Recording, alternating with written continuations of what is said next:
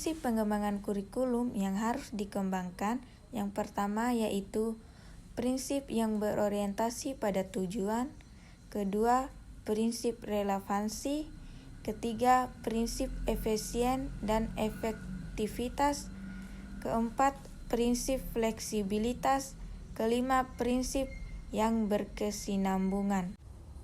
Dan menurut Olivia, sumber prinsip dasar pengembangan kurikulum dapat dibagi menjadi dua, yaitu ilmiah dan non-ilmiah. Sumber ilmiah merupakan data yang diperoleh dari kegiatan yang bersifat ilmiah seperti penelitian data empiris yang berupa kelemahan data dari kurikulum tersebut. Sedangkan data non-ilmiah adalah berupa cerita yang didapat dari rakyat, contohnya seperti legenda, mitos, dan sebagainya, yang dipercayai oleh masyarakat dan memiliki sebuah nilai. Adapun 3 tipe prinsip pengembangan kurikulum. Yang pertama yaitu anggapan utuh atau menyeluruh. Anggapan utuh atau menyeluruh merupakan fakta konsep dari prinsip yang diperoleh dan telah diuji dalam penelitian yang ketat dengan cara berulang-ulang sehingga bisa digeneralisasikan. 2. Anggapan kebenaran parsial merupakan suatu fakta, konsep, dan prinsip yang sudah terbukti efektif dalam banyak kasus tetapi masih memiliki sifat yang masih belum digeneralisasikan.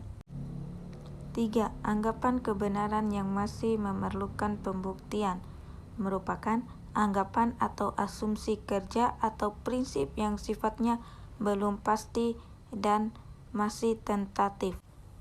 Pengembangan kurikulum akan lebih efektif jika dilakukan dan sudah mengikuti suatu proses yang sistematis dengan cara komprehensif dan bukan aktivitas bagian per bagian yang terpisah.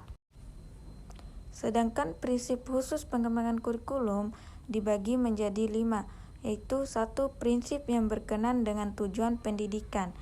Tujuan pendidikan adalah pusat dan arah bagi semua kegiatan pendidikan yang terjadi melalui perumusan komponen pendidikan yang selalu mengacu pada tujuan pendidikan yang telah ditetapkan.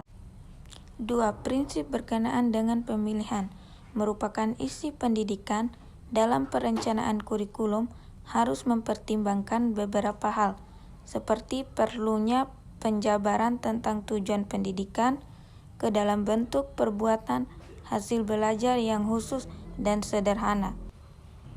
3. Prinsip berkenaan dengan pemilihan proses belajar mengajar. Dalam proses pemilihan proses belajar mengajar diperlukan beberapa pertimbangan beberapa hal seperti sarana dan prasarana. Prinsip berkenaan dengan pemilihan media dan alat pengajaran. Dalam proses belajar mengajar perlu adanya dukungan oleh penggunaan media dan alat-alat bantu pembelajaran yang tepat. Prinsip berkenaan dengan pemilihan kegiatan penilaian.